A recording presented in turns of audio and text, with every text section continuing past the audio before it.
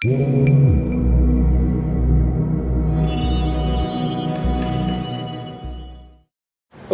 we're over here at Overland Expo West 2019 in Arizona with my good friend Steve. How's it going? Good. Good to see you. Nice to see you. You've got an awesome van. We are so incredibly excited about our van. When we went to go look at all the vans, we went to pretty much all the companies 2 years ago here at Expo, and RB clearly had what we wanted. That's awesome. So, and I heard that Raymond here is the guy that can show us around. You know all the ins and outs. Yes, I'll be able to give you a tour of the van, kind of get you guys a in-depth look at what goes on to make van life a reality. Awesome. Thanks, Raymond. Let's take a look. All right, buddy. This setup here is on a 170 extended four-wheel drive 3500 platform, which allows for pretty much everything you'll see inside. Plenty of space for transportation of extra passengers. This is set up for 4 people in forward-facing seatbelts, and then you have a full shower enclosure, kitchen area, and the rear is the sleeping quarters. So okay. Let's start with the outside too. So what kind of wheels, tires, suspension, what are we running over here? We have BFGs, all-terrain tires on the front. Steve chose to go to Agile Off-Road down in San Diego to have the suspension upgraded, so I believe it's 1.5 inches or 2 inches on the front. In the rear there's a new spring pack, new shocks, so the ride quality is awesome on these rigs. Out of the gate, you know, stock Mercedes vans, not so good. Yeah. You definitely have to either do a rear spring pack or, like Steve did, just do it all right. So yeah, the handling of the van works well. This van's probably 10,500 pounds, so it's heavy. Yeah. So its suspension is a key ingredient. Absolutely. And this is a diesel? Yes. It is. And what kind of motor's in there? V6 turbo diesel. Okay. Horsepower wise, I have no idea. Enough. Yeah, enough. Yeah. It works. It works. Yeah, on the outside we have obviously some shade, full roof rack that has 300 watts of solar. Oh, wow. Plenty of lighting, which will take a little walk. We got BA design lights on the exterior, and we call these little puck lights on the side camp lights. So in the evening time, you kind of kick those on a dimmer. They work well to keep everything secure and just add some life outside, you know, get some light. Very good. And what kind of water tank do you have? How much? This one has roughly 50 gallons of water. And I believe Steve at this point, he has an extra diesel tank as well. So he's probably 45 or 50 gallons of diesel. Wow. So. Do you know what kind of range that is? 700 miles. Yeah, 650, 700. 700 miles. So it's pretty awesome when you don't have to stop, you know, because these are getting 12, 14 miles a gallon, maybe a little better. It just depends on. My 4Runner is getting 14 miles a gallon. Yeah, these are great. They're efficient. I mean, if you're mad, like on our way here, you know, we were pinned and it was in the 11s, you know, and 12s. But if you're driving like a normal person, you get good gas mileage. Cool. Outside, we have a little barbecue, which is good for kind of grilling. Good enough for 3 people. This thing on the side over here? Let's go check that out real quick. Yeah. And we put an attachment point not only just on the side, but also on the back. So if we go to the beach, because we back in when we go to the beach, so I can barbecue off the back of the van, works good for us. That's awesome. Yeah, so this is just a pretty simple, it's a sailboat grill. Magma makes them.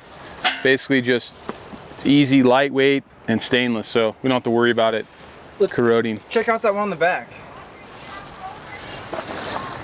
So there's a grill back here? There's a mount. And a mount for it. You just move it over. Okay. Yeah, so at the beach community, you kind of have to, everybody's tight, right? Yeah. So he grills off the back, and we got a swing out bike rack here by Wilco with the 1-up trays. We feel that's the best setup for longevity and strength and everything else. So awesome. You know, we have an exterior water fill. This is for winter time. So you have water above that's not going to freeze. Oh, good. Then we have a lower fill as well for another tank down low. Up top, there's some crossbars on the roof rack that you can store paddle boards and kayaks, etc. Around the front, he has a pretty intense lighting package. Up top is a 50-inch Baugh Designs bar. And he's got LP9s on the front. So we chose to run 3 because it's kind of cool. With the Delta bumper, so we can smash some cattle going down the highway. And the amber is good for fog and dust. Yeah. So Good. this is a really cool setup for just remote traveling, etc. So yeah, we'll go take a peek inside. It's cool. Yeah, thanks. So inside we have plenty of small little features, but they all add up to cool things. This is a headliner shelf for storage up top. Right now he's got a table, some of his fabric partitions, things like that. This is a good spot to hang all your clothes. So this is an 8-inch universal hanger is what we call it, basically to hang all your jackets, things like that. Steve chose to do all this black Alcantara on this surface here, and the headliner.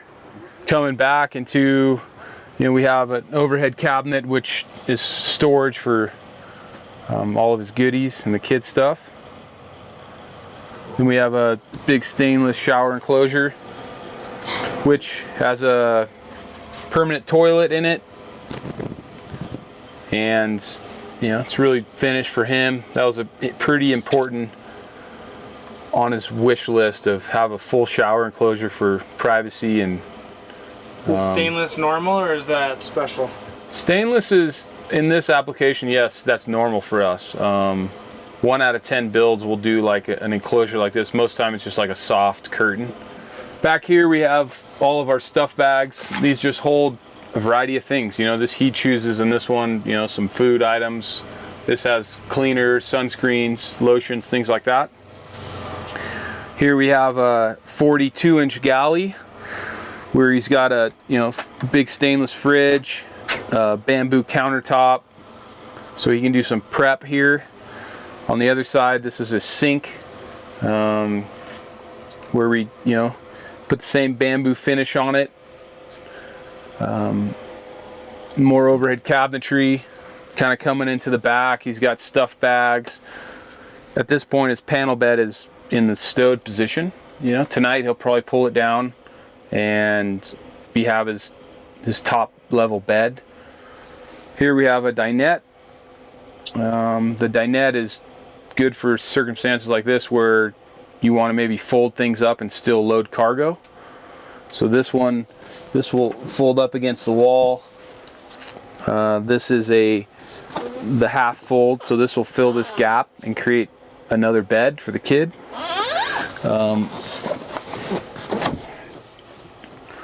Yep, and then there's a variety of things going on here. We have roof vent covers, side window covers. These are all to basically keep the heat in, or vice versa, just keeps the temperature really consistent. So in a lot of our vans we do not put large windows in the rear section because, once again, just keeping the temperatures very consistent when it's in the 10s or negatives, it's tough. So we try to eliminate as much glass as we can. So does this end up becoming kind of a bunk situation? Yeah, exactly. This becomes a bunk. This is a full queen size bed up top, and then down low he has basically a mirror image of that. So this could sleep 4 comfortably. With the power in here, things like that, he has multiple days off the grid without it starting a motor or anything. What kind of batteries in here? There are 6 6-volt AGMs. Okay. There's 2 under the hood and 4 under the van, and basically what that creates is 660 amp hours. So for example, the air conditioner can run for 8 to 10 hours through the evening. You have enough power for the diesel, the heater, the furnace, all that stuff for plenty of days. So for us, yeah, we keep it simple. A lot of guys are doing lithium. We choose to run a good AGM Lifeline battery, which they're easy to replace, easy to service, and not outrageously expensive like the current lithium setup. So I feel AGMs will be good for another 2-3 years, and then lithium will be a little bit more developed, and we might consider switching at that point. Awesome. So we'll probably roll around. We have the control panel here where we have a solar charger. This is some of our diesel furnace settings, inverter. This is a S-Pod, which is touchscreen lighting. Basically able to change colors in the van. Right now he's got it on disco mode. That's awesome. So, you know, usually at night you kind of leave it on red and you dim down the rest of the lights and make it a really cool vibe inside. So the ceiling was another unique choice. This is the same thing. It's a lighter Alcantara to kind of make a little more light in here. Just this build was definitely unique to us with his request of the, you know, kind of the saddle leather Alcantara ceiling. The floor mats were special request by him as well, which is an AGM carpet,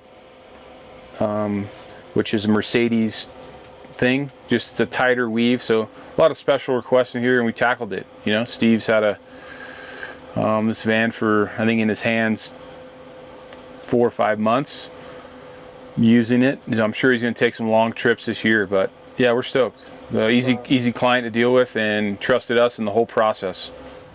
That's an impressive van.